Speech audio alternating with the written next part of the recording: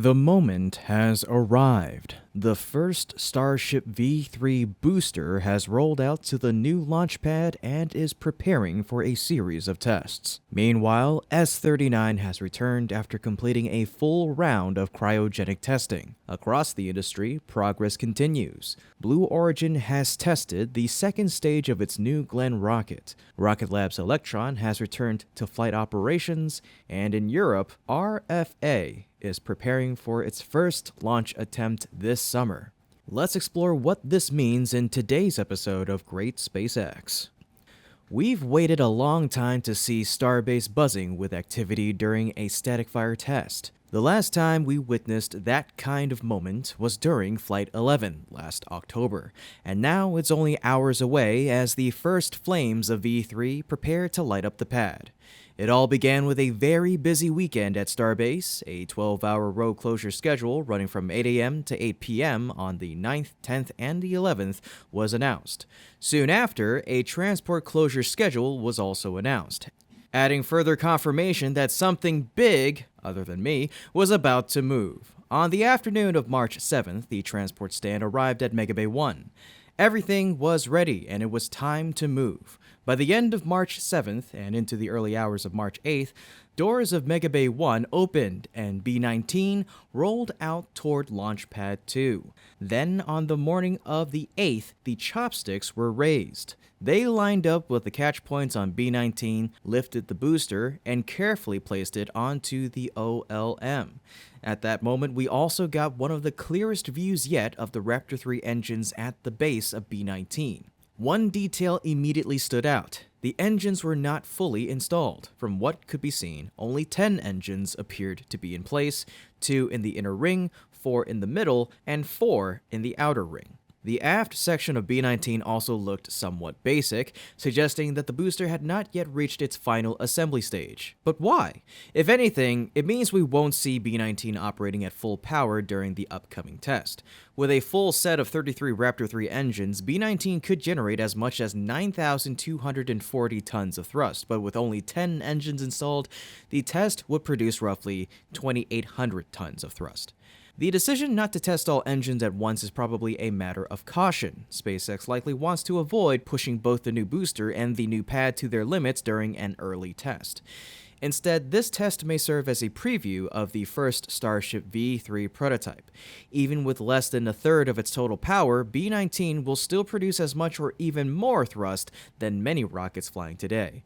After this test, B19 will likely return to Mega Bay 1 to receive its full complement of engines before undergoing a more powerful test. Another possibility is that additional engines could be delivered and installed directly at the pad. Since B19 is the only vehicle currently scheduled for testing there, SpaceX has time to carry out these steps. As for the test schedule, there are 3 potential opportunities. The 9th is the primary test date, with the 10th and the 11th serving as backup windows. By the time you've watched this far into the video, the test may already be underway or even completed. If everything proceeds smoothly, SpaceX could finish this phase of testing during the second week of the month. If more tests are needed, they would likely take place during the 3rd or 4th weeks. Overall, the timeline still appears to support a possible launch in April. Earlier this month, Gwynne Shotwell shared an update stating that Flight 12 could launch in 4 to 6 weeks. More recently, Musk echoed that estimate with a tweet, "Starship V3 first flight in about 4 weeks." That timeline lines up closely with Shotwell's earlier comments. Of course, all of this will depend on the success of the upcoming static fire tests. For those of you who have been waiting for this moment for a long time, feel free to let me know how much you've been waiting for it with a "Fire Now V3" in the comment section down below. And if you're following the journey closely, be sure to like the video and subscribe so you won't miss any new updates from SpaceX. In the meantime, Flight 12 doesn't depend only on B19. The progress of S39 also plays a critical role. S39 is the first ship built to the V3 design. It rolled out to the Massey test site at the end of last month and has been undergoing continuous testing since the beginning of this month. Impressively, every test has been successful so far. On X, SpaceX shared images and video to mark the milestone. The footage released by the company is especially striking, particularly a video showing the leeward side of S39 open. This view reveals the full layer of frost covering the vehicle during the cryogenic test. Along with the visuals, SpaceX posted the following update: Ship 39 cryo-proof operations complete, the first campaign with a next-generation Starship V3. Across several days, engineers tested the vehicle's redesigned propellant system and its structural strength, including squeeze tests to mimic the forces of future ship catches. Soon after those tests were completed, the vehicle began moving again. The first sign was a scheduled road closure early on March 8th, covering the route from Massey back to the production site. Around that same time, S39 was transported back to Megabay 2, where the SpaceX team is also working on S40. Once inside, S39 was lifted toward the rear of the bay. There, engineers will inspect the vehicle and install its engines. Unlike B19, it's likely that S39 will receive its full set of engines immediately. The inspection and installation process is expected to take about a week. If that timeline holds, S39 could return to the Massey site for static fire testing sometime in the third week of the month. If those tests also go well, S39 will be fully prepared for the launch schedule suggested by Musk and Gwynne Shotwell. So the question now is simple. Are you ready for a month of intense testing as the prototypes for Flight 12 move closer to launch? With that said, let's shift our focus to Blue Origin. The company is expected to have a busy year as launch competition grows. While preparing for its third New Glenn launch near the end of this month, work on later missions is already underway. Recently, Blue Origin tested the second stage for New Glenn's fifth flight.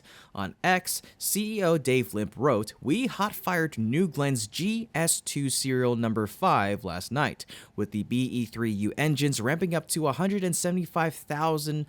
Love seeing the continuous flow of GS2s on the Space Coast."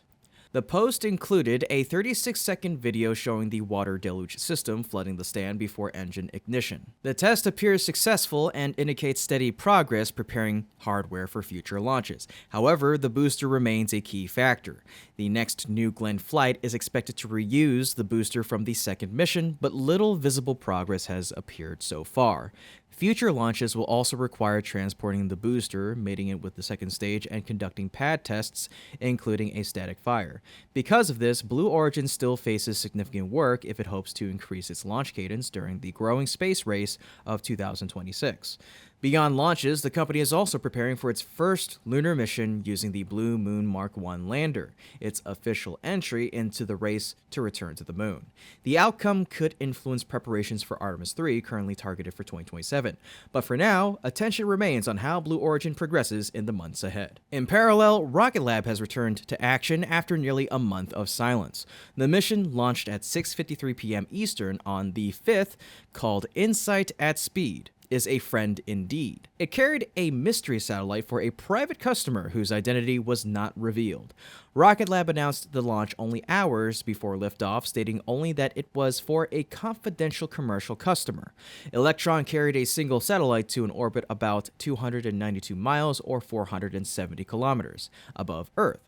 At the customer's request, the live webcast ended before deployment. Because of the limited information, some observers believe the customer may have been Black Sky, which operates Earth observation satellites and has previously launched many missions with Rocket Lab. This mission marked the 76th launch of the 59-foot-tall or 18-meter Electron rocket. Rocket Lab has flown 7 missions with HASTE, a suborbital Electron variant, bringing the company's total to 83 launches. However, this was only Rocket Lab's third orbital mission of the year, a slower pace than previous years. The company conducted no launches in February, contributing to the quiet start. If Rocket Lab hopes to break its annual launch record this year, it'll likely need to significantly increase its launch rate in the months ahead.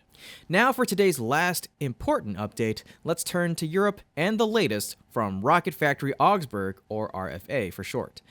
The German launch startup is preparing for its first launch this summer after delivering 2 major rocket components to the launch site. On the 6th, RFA confirmed that the first and second stages of its RFA-1 rocket arrived at Saxavord Spaceport in Scotland, an important milestone toward its long-awaited debut launch. The first stage was shipped from the company's factory in Augsburg, Germany, while the second stage arrived from a test facility in Esrange, Sweden, where it recently completed a hot fire test of its single engine. One key component is still missing: the engines. The first stage uses 9 Helix engines, which are still undergoing undergoing final acceptance testing in Sweden before shipment and installation in Scotland. RFA says the rocket will undergo integration and further testing at Saxavord before launch. This step is especially important after a major setback in August of 2024, when another RFA-1 first stage was destroyed during testing after a very unusual engine anomaly triggered a fire that spread across the vehicle. Stefan Brieschenk, RFA's chief development officer, said, "Following the incident in 2024, we thoroughly reviewed, analyzed, and tested everything and improved the systems to achieve even greater reliability. The arrival of our first and second stages at the Saxavord spaceport is proof of our team's commitment and expertise." RFA is also part of a growing European small launch sector. Izar Aerospace attempted the first orbital launch of its Spectrum rocket last March, but the vehicle malfunctioned shortly after liftoff and crashed near its pad in Andøya, Norway. The company is preparing a second attempt that could occur as early as the 19th of March this year. Meanwhile, Spain's PLD Space is raising funds for the first launch of its Miura 5 rocket later this year, and France's Maya Space is developing a small launch vehicle targeting a debut in early 2027. With several startups pushing toward orbit, the coming years could mark a turning point for Europe's launch industry.